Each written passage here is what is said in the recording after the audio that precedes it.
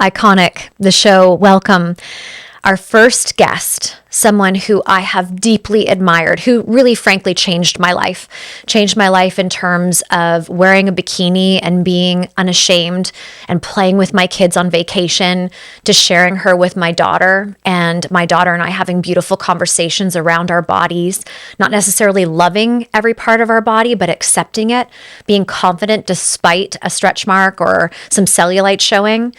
I'm sure you know who I'm talking about. I'm talking about Sarah from the Birds Papaya. She is a guest today, also our cover feature in the summer magazine. And we have a really emotional conversation, not only around body, but around motherhood, around changing and moving through a growing personal brand. It's something you want to just sort of get comfortable and sit and enjoy and savor. I'm really glad you're here. Sarah. Yeah. Why? There's like, no, what's happening now? What happened? I just have to say something from my heart first. Okay.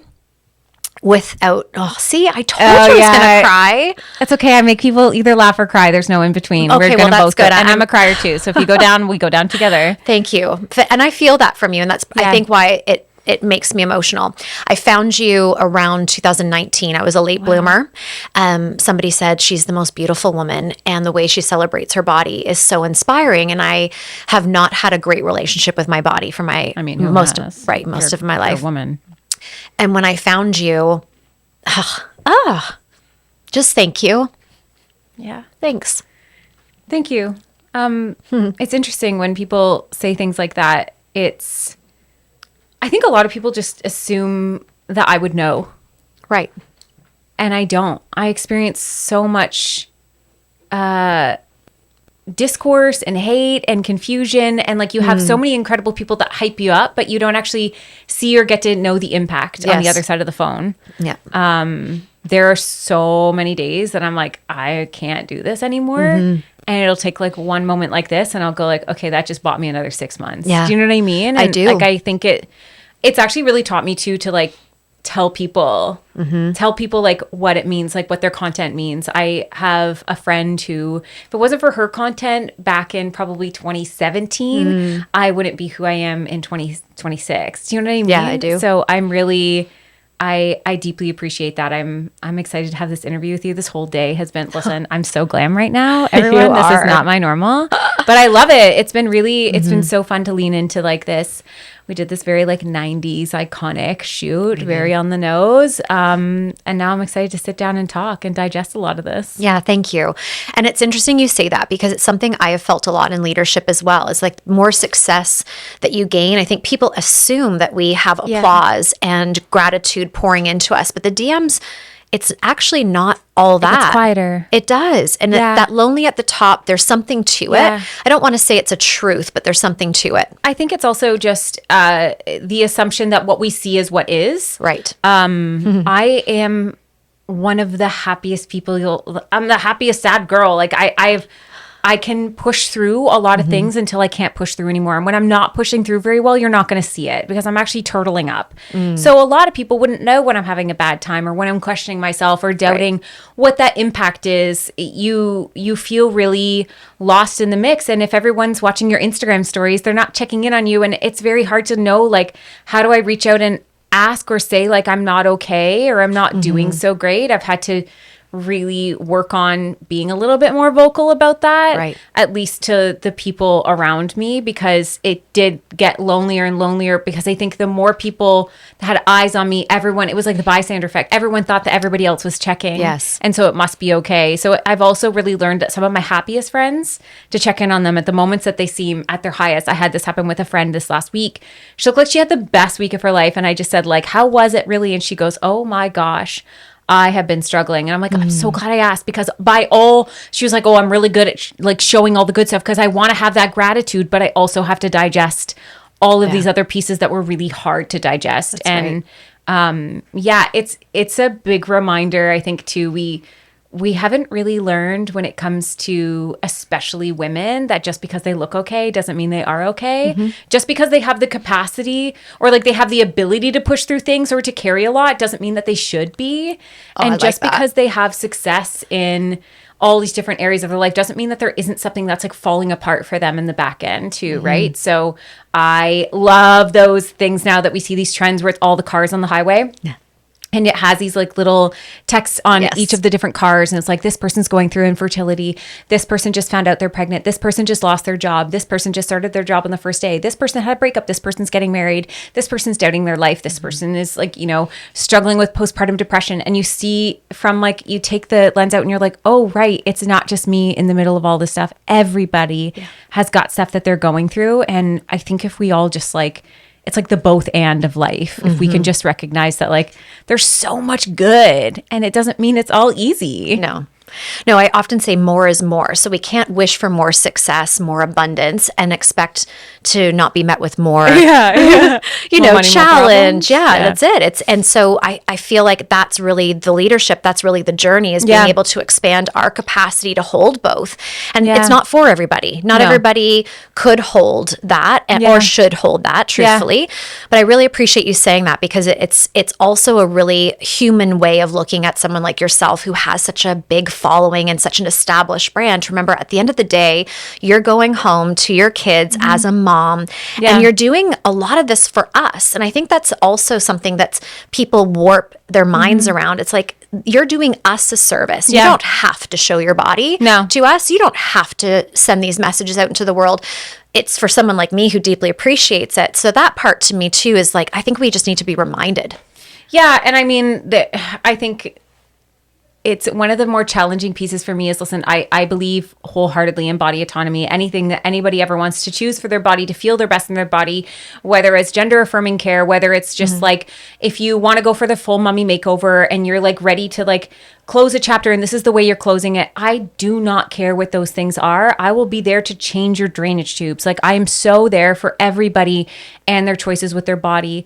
What's been interesting is that I've been offered all of it for free. I've been offered all of it for free and I have continued to turn it down over and over because I know that like, listen, this isn't like the easiest thing in the world. I know that to remove the skin, to change these things would probably bring some forms of relief, but it also might not. Right. And if it did bring those forms of relief, what happens to everybody who doesn't have that access to these things and they don't have the ability to have those same free surgeries? Like I can't abandon the version of me that really needed the me now. I just won't do it. That's good. It's been too important to me. I spent a very, very listen, it has nothing to do with the body. At the end of the day, it has a lot to do with the fact that we deserve to live our lives. And I think that that's like just deeply unfair that we're stuck in these moments or these times where we feel like there is the only way to feel good about ourselves is if we look a certain way. So if I can say, hey, listen, I'm not going to do that. But what I am going to do is I'm going to walk a runway. I'm going to do the photo shoots. I'm going to wear a bikini to the beach. Yeah. Not because I think I look the best I've ever looked, but because I know that I deserve to have that life. It robs you of time with your kids and all these things when you have, and I just know that like from where I'm standing, there are so many people who are stuck in that same place. And if they feel like the only way out is surgery, then they're missing the opportunity to still live their lives. Now, that can't be the only answer. And This is what I love about there's no one way to do things. There's so many. There's no one way to parent. There's no one way to do your job. There's no one way. There's so many ways to live life and to go through things. So I'm choosing this way to show other women that if they also chose that way, then we get to like, that's great. I just didn't have any representation for that. And I really thought that mattered for me. It does. It really does. What keeps you going though? So kind of going back a little bit into the conversation, but moving it forward is, you know, you have these people that just say things that just, it makes me struck. Like I can't understand it, but it happens. What keeps you going? Like what makes you continually show up for your brand? And are there times where you almost feel like I'm ready for something new?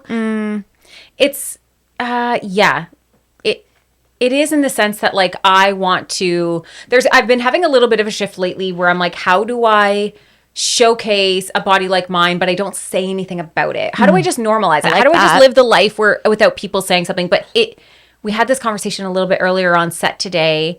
With any single time you see somebody in a changed body, a woman in entertainment with a changed body, an aged body, her body becomes the conversation, even though that's not what she's there for. Right. So I have to also acknowledge this is where we're at in society. So even if I'm showing up and I'm just on set in a bikini, people will still make it about my body, even if I'm saying nothing at all. Yeah. So I understand that that's sort of the world. So sometimes I like to get ahead of it, and sometimes I like to push back on what people are saying, because people oftentimes, the fear that holds them back to live their life is what will people think and what will people say. Yeah. So if they have that fear and it's keeping them living a small life, I want them to see those things said to me and me be like, excuse me, what? Sorry, you think this is going to stop me? You are saying this from the standpoint of sitting in like your mom's basement on a computer saying it. Absolutely. And I'm on a runway. I'm on a beach. You're not even here. You have not. And the people who are here would never. Never. They would never. So it's like I don't really want to entertain it. And at the same time, it fuels me because I'm like, this is sometimes, forgive my language, the most idiotic stances that you could have on a woman. Yeah. Like, this is what you reduce somebody to. Sorry, that's your low thinking, not mine. And so I want women, because when you hear these things at first, you're just like, because we're so conditioned to whatever men think of us is the standard in which we're supposed to live our lives. So when you stand up and push back against that, it really can change the way that you show up for yourself. And if I saw somebody have that said to them about their body, I would be throwing hands, hypothetically. So I want them to start to have that script for themselves. I love that. I love that whole thing where it's like the way you talk to yourself, like, hey, don't talk to my friend that way. My friend does that all the time. Whenever you say something negative about yourself, she's like, hey, don't talk to my friend that way. I love that. But I would say the thing that keeps me going is to see and hear the direct impact. If I felt like it wasn't making a difference anymore, I would move forward. It's also interesting because a lot of people are like, this is all you talk about. And I'm like, interesting, because there's 10 other things I talked about, but this is just the thing that you remember and you're seeing, or the algorithm served you. Yeah. There's a lot of other things in my life that we're talking about. But I will always respect that many people followed me for this. And I want to continue to show up for that as well. Yeah. So within that is also giving myself grace and understanding for a changing body. I have gained and lost weight many times over the last 18 years online. I just want the why in the middle to stay the same. If I gain weight, I don't want you to see me do less or to wear different clothes or to start to hide. If you see me at a smaller size, I don't want you to assume that I'm happier. I want you to, again, see me showing up and doing the things over and over again so that the why stays the same. I'm not going back to the sidelines of my life. I don't want anybody else to. Let's keep showing up because everybody's aging. Everybody's bodies are changing. These are the inevitables of life. How do we detach from thinking that one specific look is going to be the thing that earns us the one life that we have? I agree. So well said. And you're right. The conversation is far from over. Even myself, like I've released a lot of weight, and it's all people talk to me about now. Yeah. Oh my gosh, and assumptions, and like, oh, what did you take? What did you do? Yeah. And it's, you look so great, and it's. I remember somebody saying that to me once too after having a baby. Like, you look so good for having. I can't remember what I was stop on. saying that. And I was like, what do you mean? I look so good for having? Like, what does that mean? You look so great. Full stop. That's it. And it's, but we still do. Look at women and their bodies, and there's still a defined sense of what beautiful is or what acceptable is, and it's been really awe-inspiring again for me, because when I was heavier, nobody said much. When I lost, a lot of people say a lot of things because I'm more acceptable. Like, it's just so interesting to me, and the conversation's been really loud. But you were the same person on the inside. I was the same person. So then you see it and feel it, and it's almost like makes you angry. You're like, it does. I was deserving of all of this before too. Also, I don't know about you, but if my body is suddenly smaller, that doesn't necessarily mean it was like through great it's just, it's really fascinating, but I also understand that these are the conditions in which we've grown up in. Yeah. So I really want us to reframe. I understand that this is the society that we've been raised in, and this is like how our mothers are raised and our grandmothers are raised. And I also believe that we're the cycle breakers. So I believe that we're also raising the cycle breakers where we can start to be like, let's talk about anything else that's more interesting than this.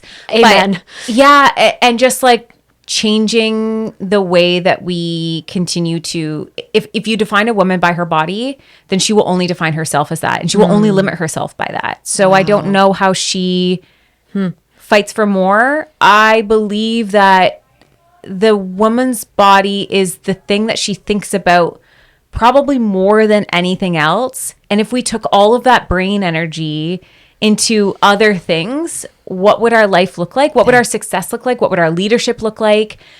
How would we show up? Yeah, we would right? Imagine how we'd show up in rooms. We would just be so expressed and so... We'd show up like a man. We would. It'd be brilliant. It'd be brilliant. I want to steer the conversation because really for me too, one of the things I really wanted to know was exactly what you're saying. Actually, Sarah, beyond the body, you as a mom, and you and I share that we have a bit of a spread with our kids too. So that comes with lots of dynamics. How's it been being a mom and having such a public persona as well? This is where I'll get emotional. I've never been an adult without being a mom. So it's been so important to me to be a mom and like to be Sarah and a mom.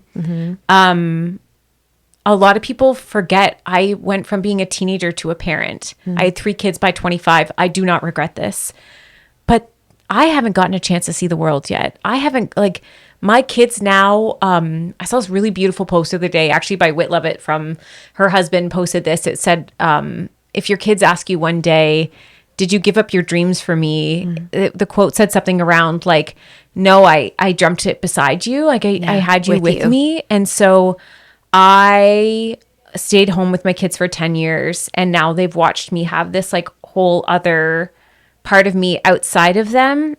And it's, years ago, my parents actually lived in Singapore for a year, and I watched my mom be a person outside of a mother for the first time. And it really woke me up to like, wow, this was actually so valuable for me as her child to like get to see and know the things that make her her without who she is to me. I want my kids to know that part of me. I want them to see that and not just have an exchange of needs met, where it kind of feels that way sometimes. For a long, it's very transactional. So a lot of seasons of that. I feel like when I've become more getting to know myself and being more myself, it's allowed me to be a better mom, a happier mom. I'm more content. I feel so like I can give them 100% because I'm giving myself a little bit more. There's a lot of cliche things that we can say in here right now, but that's genuinely, listen, my child is literally calling me right now. I know it. Oh. Actually an alarm. That's fine. It's been so important for me. I'm 41 now. I had my first child at 21, pregnant with her at 20, and now she's turning 20. And it's been just like I'm so like I grew up alongside them, and I love that so much. And I also am so glad that I didn't just like define my entire life by one chapter. I'm so glad that I gave so much of myself to it. And I'm so glad I give myself a lot of opportunity beyond it. There is this motherhood guilt that exists for us that does not exist for fathers. And I did a whole series once on like the things that I heard that I never heard people say to their dad. And it was a lot of like, how do you deal with the mom guilt? How do you go to work? What, like, you shouldn't be wearing that as a mom. I was like, nobody's like, I'm so confused. These conditions that continually get put on us, especially in a society that's like, have kids. Don't look like you've ever had kids. And also you need to do everything as if you don't have them. Yeah, sometimes. You don't have them. And then if you do have them, you better make sure that like that's your whole life. Yes. Don't have a life outside of them. But in the workplace, don't have kids. And at home, don't have a job. There's and no it's win. Just there's really no win. No. And so when I look at a lot of the judgments and stuff, it's interesting. When I get hate from men around my body, it is not worse than when it I get it from women around anything else. Women can be so, listen, men are like, your body sucks. Women are like, you're a terrible parent. And I hope that you lose your children. I hope that you never get another job. I hope that we're going to email the people that you work for. We're going to, like, they go so deep and cut so, like, cruelly. It's almost aggressive, isn't it? And I'm like, why? Guys, we are on the same team. Know. We're supposed to be fighting for each other. We're supposed to be better than this. And so but again, it all comes down to the exact same distractions that just keep us living small lives, that when we see somebody else living even a little bit bigger than that. I was a single mom and people rooted for me.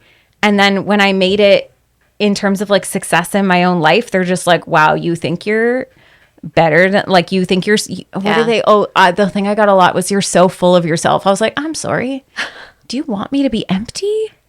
Why do you want that? It's been a challenging reminder to also think for myself beyond some of these things as well, because I wouldn't be able to keep going. There's no way I'd be able to keep going. It's so hard. If you took every little bit of everything that everyone's saying, how could you ever form an opinion for yourself? It's true. It's impossible. No, and it just, I want to like wrap your heart around, right?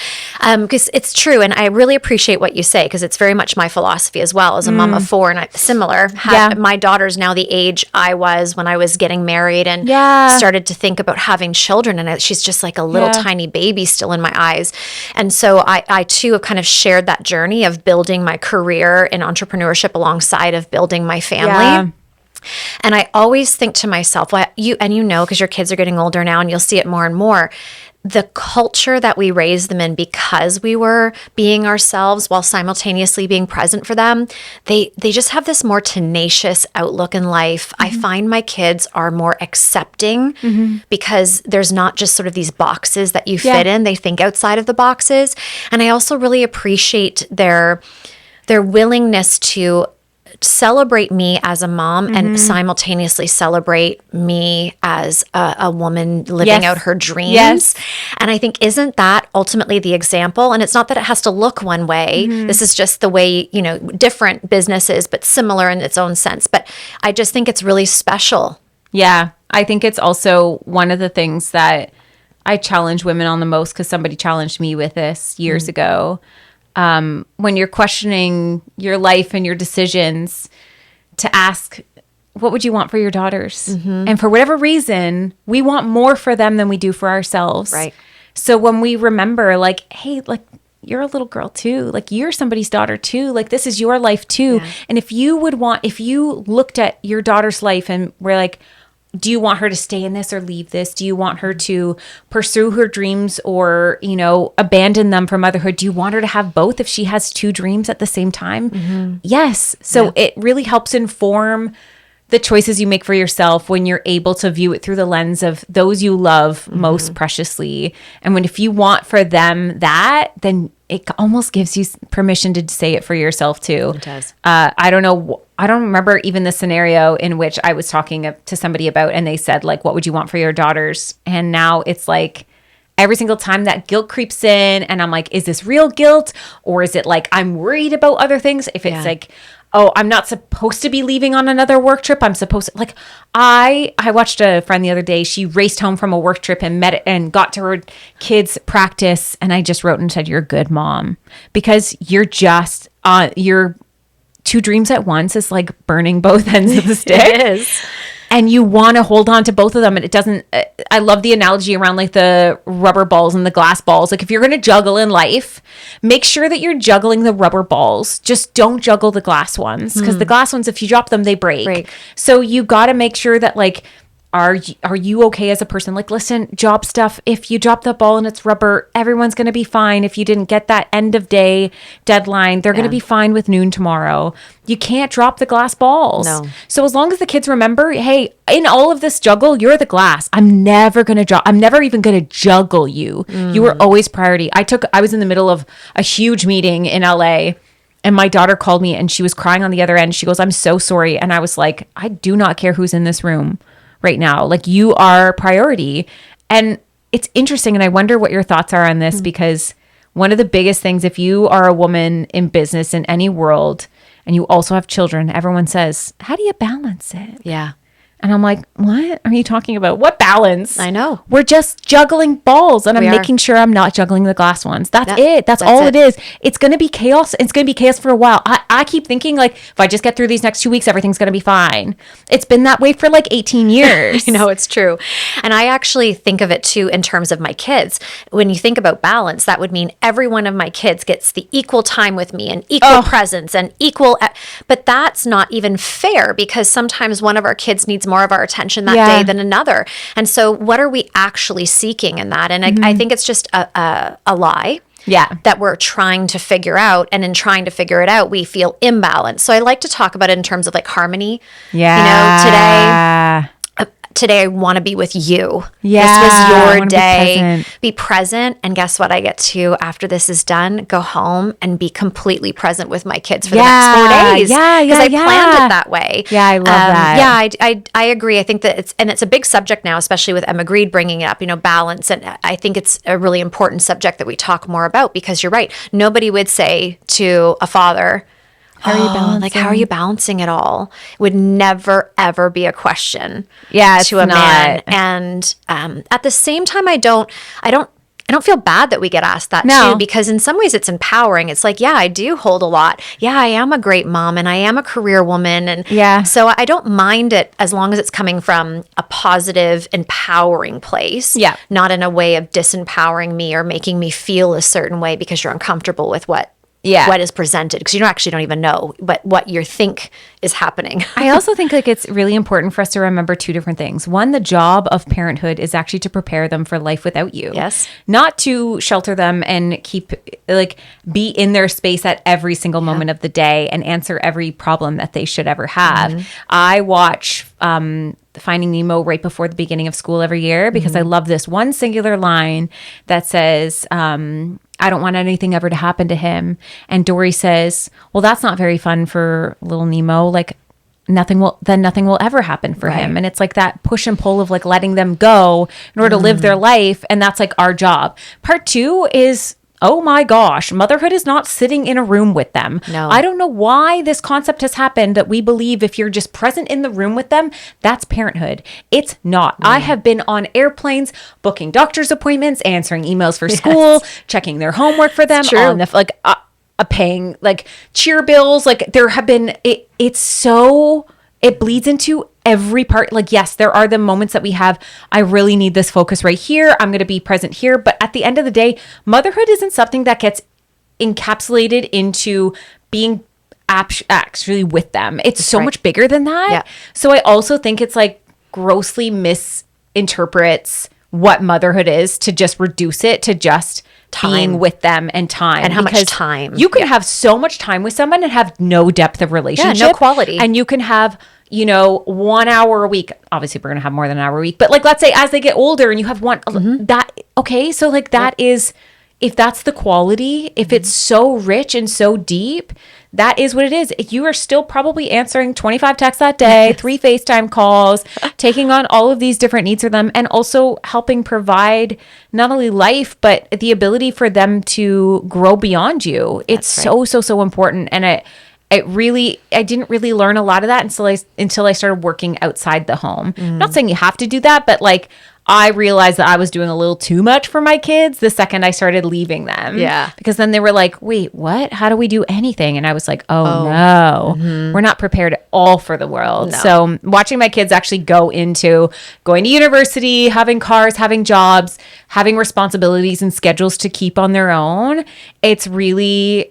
I can sit back now and go like, all right, you're going to be okay. Like you're actually going to be great. And they're good people. And they're good people. Yeah, I love looking it makes me really happy. I bet it does. It is very rewarding. So there's this beautiful mom side of you. Well, the whole part of you, actually. It's not even a side. There's also this business side to you. Yeah. And I am so curious around this because you are, would you say you're the first Canadian influencer? No, Jillian Harris. Oh yeah, I guess she would have been. She was probably the first like reality TV show to influencer that we really saw. Yeah. but she really showed a lot of women what was possible in the world of influencing in business. I would say it was her. I was blogging around the same time, but didn't have nearly the same, like I didn't have the same resources. I mean, I say I've been doing it for 18 years, but I mean, like most, like the first 10 of them were practice rounds, like for sure. I understand that. But yeah, I think I definitely was one of the early adopters of blogging, because I remember at the time I didn't really know until I found Jillian. I don't think I knew of another Canadian blogger at that time. They were almost all in Utah. Yeah. Oh, really? Yeah. Yeah. It's the hub. It is the hub. There's a lot of reasoning behind that, Really? but it's the hub. Yeah. What's the reasoning? Do you mind sharing? I'm curious now. So a lot of influencing actually like stemmed out of like Mormon families, because there was, from what I understand, there was a lot of women were wanted to be working in the home, not working outside the home. And so they created, and they're also so crafty. So original blogs were a lot of crafts, a lot of home decor, crafts, cooking, and they had all of these skills that were often like handed down by generation. So a lot of these craft blogs really surged ahead, and we saw a lot of them were in Utah, and they were using it both as a means to like share their lifestyle with the world that didn't really see that outside of Utah. Yeah. And it became a business that they could do while raising their families. What was interesting about it is when you look at Utah as a whole, the things that are happening in Utah usually happen in the world about 3 to 5 years later. Because I was in Utah about 5 years ago, and everyone had Stanley Cups, and everyone was drinking dirty soda, and everyone was wearing all these outfits, and everyone was an influencer. Almost everybody was an influencer.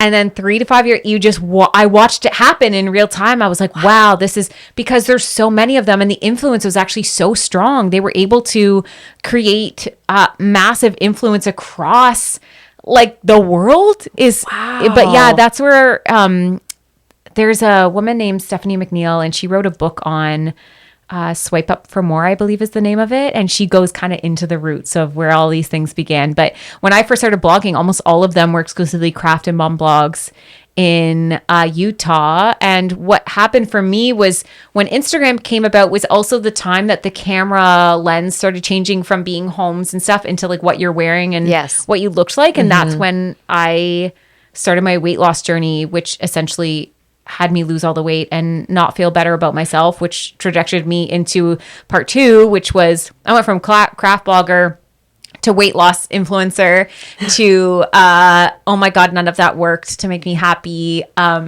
Everything else. Yeah. Into like, I don't want to say body acceptance, because I don't know that really ever happens, but like body confidence, like the confidence to live your life no matter what, even if that confidence is like really, really doing it scared. I still want to do those things. But yeah, so 18 years ago, I started when I was a stay-at-home mom and my 18-year-old was just born. Wow. Yeah. So I can imagine how much everything has changed. Yeah. But maybe you could take me through some of those marker moments, like the big kind of changes you remember that were either breakthroughs for you or breakthroughs for the industry. Can you remember some of those? For sure. So for me, it was a bit of luck and willingness. It was almost accidental as well, which is why I say luck, not to like minimize what I've done, but also I could never have possibly known that the world was ready for some of these conversations. I didn't set out to have them. I was, probably the most notable was asked to model for NYX. I had gone through a little bit of like seeing other people do some body confidence stuff, body acceptance. And I shared a photo of myself that showed like maybe an inch of my stretch marks. And in it, I was wearing NYX, and I tagged the brand, and the founder reached out and said, hey, would you like to come to our shoot? And I said, no. And she said, we're not doing it without you. So I said, yes. And so then I went, and it was like the first time I'd been at a photo shoot. There was multiple moments of that day that really changed it for me. But just like there was a model on set named Truth Alexis, and I remember the stretch marks on the side of her hips and how beautiful I thought they were. And she had cellulite on her thighs, and I was like, oh my God, here are all these things that I was talking myself out of why I don't deserve to be here. And all of the models looked different. We all had different body sizes. So there was like no comparison to each other, really. We all just like showed up, and we had this like moment of like dropping our robes and shooting in our underwear. But that photo, I thought it would be in high-rise underwear, but the photo of me in lower-rise underwear went quite viral. And for me, I didn't know. You have to remember going back like 8 years. I had never seen another woman with a stomach like mine. We say that now and it's like, well, obviously there's so many, but I had never seen it. So how would I ever know? This is why I was sort of like hiding within my own life and world.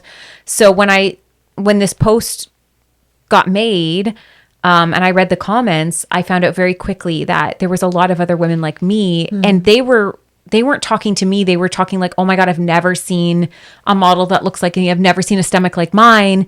And I'm going, oh my God, I had no idea. I had no idea. So it's sort of like that moment of, first of all, I thought I was going to throw up when I first saw it because I felt a lot of shame, and it quickly took that away from me in finding community, that there was like, I wasn't alone in this. And I wanted so many other people to have that feeling of like, oh my God, you're not the only person who has a body changed by childbirth or by body change of any means. Right.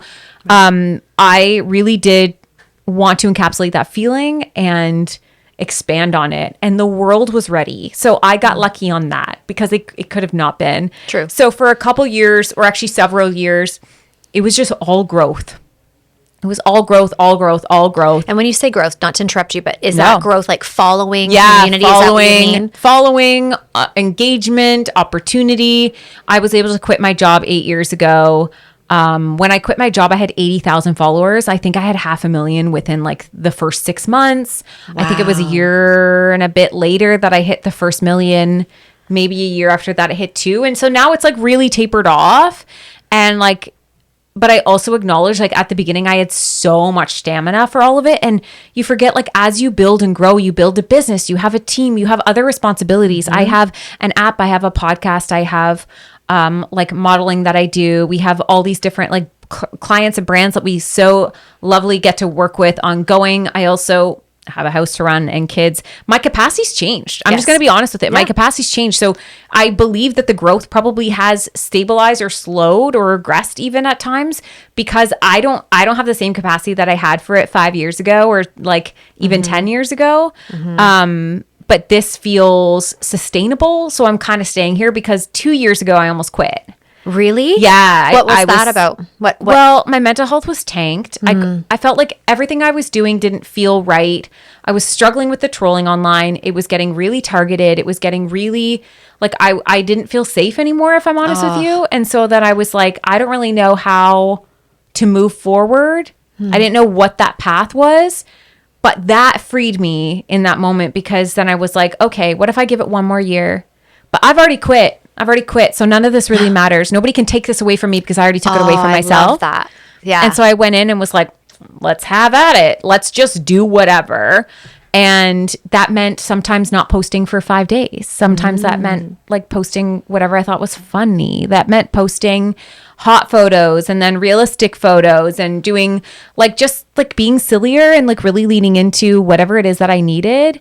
And that's why I'm still here today. That's why I'm still doing it today. And now I go in with the mindset of like, I don't know, do I have like another 3 years in me? I have no idea. I don't want to go with the assumption of like, this is forever. But I love it. And I don't want my joy of it to be stolen because of like algorithm changes or following changes. But these benchmarks of career for me that have really meant a lot have been these moments of like, not necessarily like, yes, I remember celebrating 1 million followers, but it was maybe 5 minutes before somebody said, I wonder when you're going to hit 2. I was like, I hadn't even blown out the candle on the cake. And it was like, oh, when are you going to hit the next? So I was like, oh, this is never going to end. No. So how do I enjoy it? And that's sort of where I am now, is like, I really want to enjoy it. I love this job. I love the opportunities around it. I struggle mentally with the constant flow of opinion. One of my core ethos is when I quit my job to do this full time, I committed to spending 4 hours a day in my DMs and comments. Wow. Because I wanted to stay in the community that supported me. I wanted to be there. If I'm talking about a product and I'm working with a brand under a sponsored format, I'm also going to be the customer service for them, because I want to be able to be that gap. If you're looking for support on something you're looking to buy, let me talk to you about it. I'm not here to just like post and ghost. Yeah. And so spending 4 hours a day means good and bad. Yeah. There's nobody else that reads my DMs. I don't have somebody who sits there and goes, Sarah, do not read this one. It's me. So it's a lot of blocking and blessing sometimes. It's a lot of like reframing. I've also changed the way I show up. I don't share everything anymore. And I don't think that makes me not vulnerable or not real. I've just become more like, it's just not sustainable, and really paying attention to like, how am I going to stay in this job and stay happy and stay joyful in it and do a good job? That's like right. do a good job. I'm not going to do a good job if I'm burnt out, if I'm salty, if I feel like I can't, or I'm not deserving of it. These are some of the things that kind of go through your mind when think you're about to quit. But quitting kind of mentally quitting really saved it for me. Well, because I feel like what you're saying is that you just stopped pressuring it. Yeah. I talk a lot about that. Like, I think when we pressure and force something, there isn't a lot of joy or room for joy in that. Whereas if you allow things to unfold as they're supposed to, which is a release, which is a bit of a surrender. And also I hear the word discernment coming up with you. You started to discern. Yeah. Because you don't owe, like, I think that's, again, what people need to hear listening to this and watching this. Like, there's no IOUs. Like, Sarah doesn't owe you to tell you everything about her day or her life or her family or her kids. And it's a blessing when you do. And I think we need to remain grateful that you're willing to. So it's the discernment, to me, is such a great leadership quality of you, because you're also showcasing, because you've been an example of celebrating body, been an example of being a mom, been an example now of discernment. Yeah. And I'm choosing different for myself. And if it's not okay with you, that's I kind of have reframed it as the sense of like, if I've invited you over for a party, you're so welcome on the whole main floor. Just don't go upstairs in the kids' rooms. Yeah. Don't go in the basement. Also, in the same way that if I show my body and I showed up online every day showing all these things, being in a bikini, and one day I just like, I don't want to show my body anymore, you wouldn't sit there and go like, how dare you show us your body? No. But like, that's sort of where I'm at, is like, I wasn't sustaining. I wasn't doing well, sharing everything and feeling safe and supported in that. I wanted to be able to, I'll give you a really good example. A couple years ago, I decided to take on going on a Run Disney. So I was training for a 10K, and I said very openly, I'm not going to share my fitness, because the last time I really shared this, I felt like I started to do it performatively. I also took on a lot of criticism. It stripped a lot of the joy from me. So I'm going to do it privately. But I'll show you when I show up to the race. I'll maybe give a couple updates around the way, but I'm not going to share my fitness anymore. And it was the best decision for me, because I would go on a run and I didn't need to like report to headquarters. Like I was just like, oh, I'm just doing this for me. It allowed me to create that separation. When you've been sharing, as like, it's almost like my phone had become like an extension of my arm. Yes.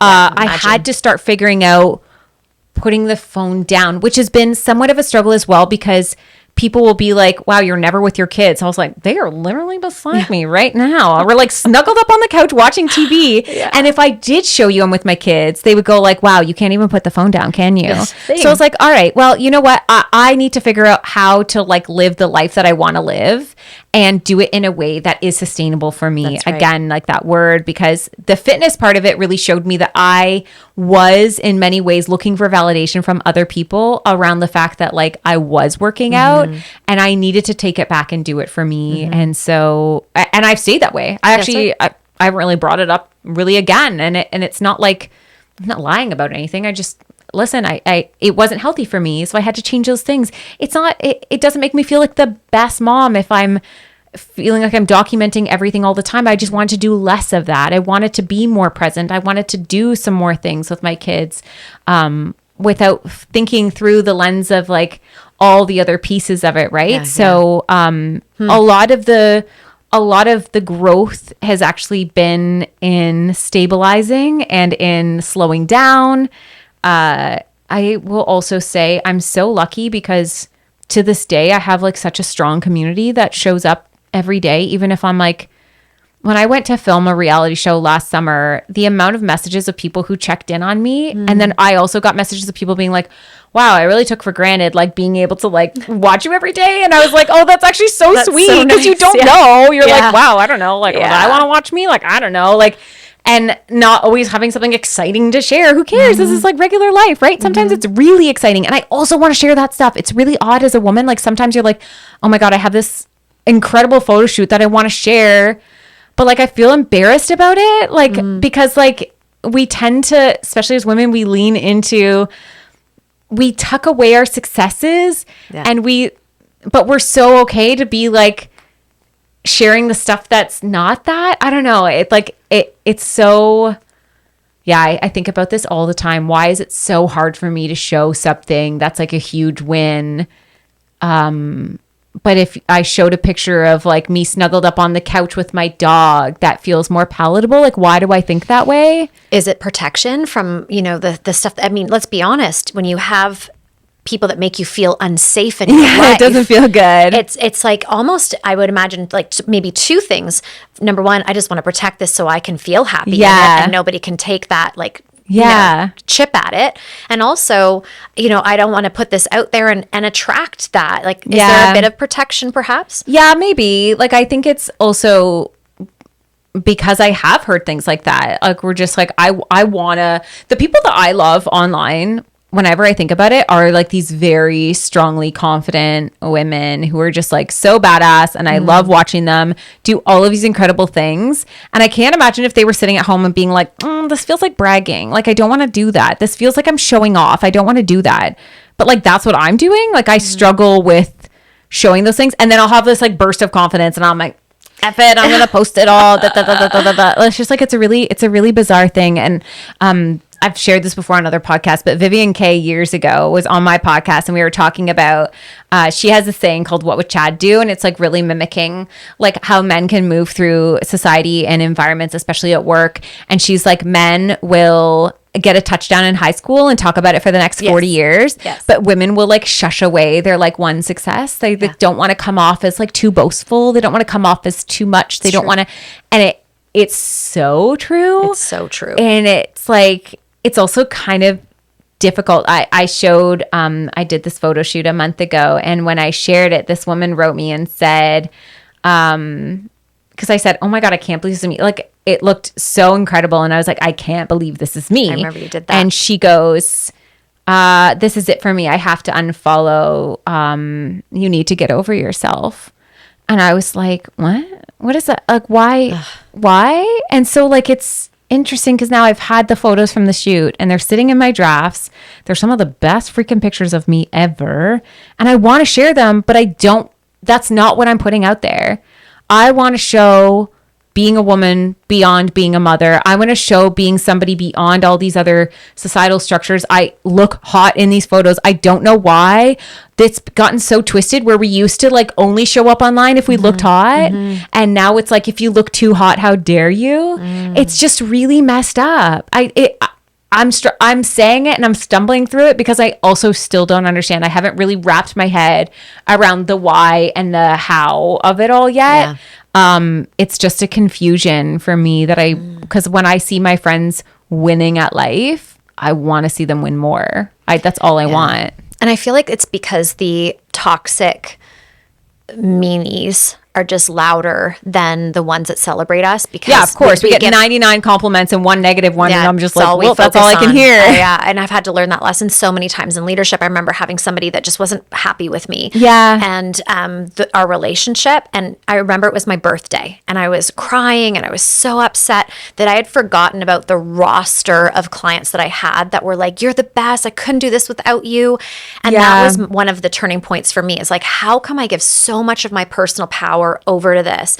And I remember talking to my dad about it, and he said, Jen, it's just one of those people that no matter what you did, you could put on a circus, you could do cartwheels, they don't want to like you. They don't want to see you as a person that has benefited them. And so what are you trying to prove and what are you trying to win here? And I just remember that conversation so clearly. I remember the freedom in that.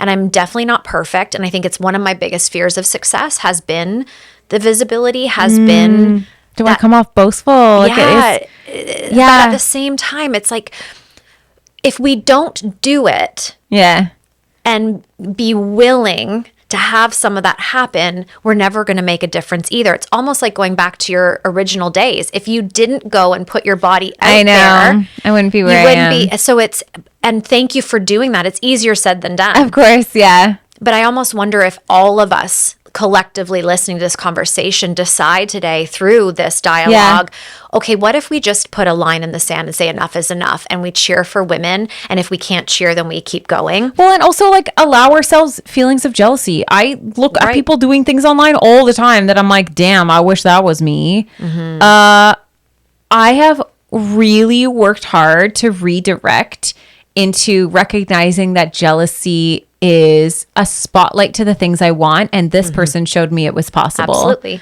And I really, or at least I can cheer for her in the sense of like, damn, I really want that. I know what it must feel like to get it. So I'm really glad. You hope they're grateful, obviously, but like there is a lot of like, that's it for everything that it's hard to watch other people in their lives, and especially the highlight reel that we inherently do get when it comes to social media.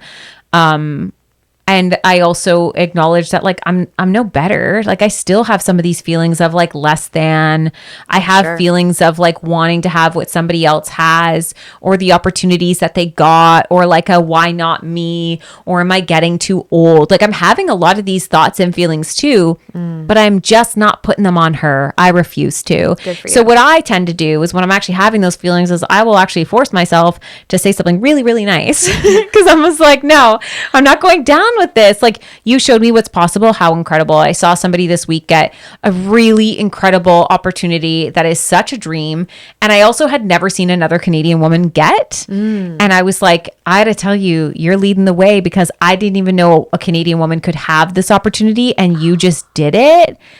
Unbelievable, because really she opened a door. She opened a door to something I didn't even know was possible. Now I know it is. Now I was like, go back, and I don't want her to lose this opportunity. I want her to show how great it goes, so that people, maybe I have an opportunity like this in the future, because she succeeds in it. It opens the doors for more. It does. Yeah, it does. I think that's like actually where I want to kind of like tie it up, because that's who you are. Like that actually summarizes who you are. You've been someone who has been willing to go out there and do things that have not been done. You've been willing to show parts of yourself through empowerment and wanting better for other women. And just that example to sort of say, I saw somebody open a door that I didn't even realize could be open, and I'm celebrating her. And even the fact that you were like, and I force myself sometimes to applaud them or say something I'm not a better person. If it's not like in my brain that I'm like, I'm a really good person, I'm just like, nah, damn it, I want that. But I'm like, ooh, reframe. First thoughts, second thoughts. I think a lot of us have to remember when we're in the process of changing the way we think. Your first thought is like this societal, like, things that have been built within us, the thoughts that have been built, and the second thoughts are us. So over time, if you practice having a second thought, then the second thought becomes the first thought, and suddenly the jealousy starts to melt away a little bit more. It doesn't overtake you. It doesn't make you bitter and resentful and cruel. It makes you, your second thought or the first thought happens a lot quicker, and it goes in, and that applies to your body, applies to your motherhood, applies to all these different things. You can make one mistake as a mother and it will haunt you. It will haunt you. But if you remind yourself of all the good you're doing, eventually like that will soften that first thing of just like pulling yourself down into the depths of like, I'm just a bad person. But yeah, I really want to remind people that my efforts are not because I just like inherently don't have these negative thoughts. I have terrible thoughts about my body. I have terrible thoughts about myself. I have terrible thoughts about my motherhood. I have terrible thoughts about my business and my potential and where I'm going. And the self-doubt, when people are like, wow, you're killing it. And I'm like, am I? I had no idea. Like, is that what it looks like? Okay. Cause I've been doubting it. I am struggling with all of the things that you're likely also struggling with. Maybe in different levels and a different, like more is more. It might be bigger. It might be smaller. I don't know. But I'm always trying to learn. I'm always trying to reframe. I'm always trying to be better for it, because I just want to live a full life, and I don't want to spend so much time getting stuck in these patterns of feeling less than and in lack or sidelining myself. Listen, jealousy can sideline you. A lack of self-love can sideline you. Feeling guilt or shame will sideline you. So those are things we have to work through all of those things if we're going to be able to step into our lives and live them fully. I agree. I often believe that, all these things pop up for us no matter where we are on the continuum. But I think what we do have, and just to give this like level of encouragement, because I'm certain this is you, the further along we get, the better we get at noticing, working through it, and getting to the other side quickly. Yes. Not always quickly, like in terms of a timeline, but I say that often. It's like that never changes. The imposter syndrome, the doubt, the guilt, I don't know, maybe it's too late. All of us have those feelings. Yeah. I think we just get better and better and better at working through them so that they don't hold us back for months, days, potentially even years, right? Yeah. So that's the chiseling. That's the growth. Yeah. Well, I think when you're in your 20s, you think you just act like your whole life is ahead of you. So you want to speed through things and fix them quicker as you get older because you're just like, wow, we're halfway through. I don't want to waste any more time, any more energy, any more that I spent I think all of us will agree, if you're over the age of 35 and you've existed in a 20-year-old body at any point and you hated it so much, and you're just like, I will never be 20 again. How dare you? So now I'm like, I'll never be 41 again. Yeah. I'm going to be 50, and then I'm going to be like, man, I wish I had acted my age at 41. Like, I wish I had more fun. I wish I did more things. I'm going to be 60 one day, and I'm going to look back at my 50s. I want to live all of them a lot more intentionally and with a lot more passion for it, because not that I wasted my 20s, but I sidelined my 20s. Me too. So, well, it's also having kids. Yeah. I mean, for sure. That kind of does it too. I'm sure you felt this. Like my friend was like, oh, this is my outfit. I'm going to the club. And I was sitting at home nursing my baby and like, oh my gosh. Yes. But then we were out at the clubs by the time they were home with the babies. Like it was a flip of life. It is true. Yeah, it was a flip of life. It's true. Oh, Sarah, you're such a dream. Okay. I want to do some rapid fires with you. And you're like me that I know you're not rapid, so it's okay. There's no stress. These are great questions, by the way. What is something you had to unlearn to become the woman you are today? That you're not actually going to love the way you look, in the sense of like butterflies in your belly every day, the same way that you don't look at your kids and go, oh my God, I just love them so much. It's a lot of acts of love and like 5% butterflies. Yeah. I like that. When do you feel most powerful? Why did I think spray tan? I shouldn't say that. I feel the most powerful when I'm surrounded by women who I respect and admire, and bring like just really being surrounded by women that I admire. It always levels you up. It always levels you up. Yeah. I love that. That's when you feel your most powerful. Yeah. That's fantastic. Again, reiterates who you are. Yeah. What does confidence feel like in your body? So when you're feeling confident, what does that feel like in your body? I always tell people that confidence actually feels like my knees shaking and stepping forward anyways, because some of the most confident things I've ever done, I was absolutely terrified while doing them. And I'm so glad that was the case, so that I can say like, oh, I did that confident thing with knees shaking, and not, oh, I did that totally knowing who I was, totally not having a self-doubt. I really think that more of us have to understand that confidence is like love for ourselves is action more than it is feeling. Feeling comes later. Love. Yeah. What's one thing younger Sarah would be really proud of right now? Oh, I think she'd be so proud of the fact that she is in her own little corner of the world, created a weird little ripple effect. I always thought I'd be on a stage. I always thought, like, I was a very chatty kid. I was always very talkative. I always thought I'd be on a stage, and I went through all this vocal training, and I was a pianist, and I did all this stuff, and I had incredibly bad stage fright for music only. Wow. But it's amazing that at 6, I wanted all these things for myself, and I envisioned a stage, and I never would have known that this stage even existed. These things didn't exist, and now I get to show up and do this job that kind of is like a stage, and I get to perform and storytell and do all the things that I've always loved doing. And so I think she would be really proud that she's living the dream, even if it looked different than what because the dream she had was for something she didn't even know existed. Yeah. So good. Last one. What makes someone truly iconic to you? Ooh, I mean, it's so cliche, but just like being unapologetic about who they are and being willing to be wrong. A willingness to be wrong and a willingness to change. That really shows me so much power and passion in a person. Yeah, I think that's iconic. You're that.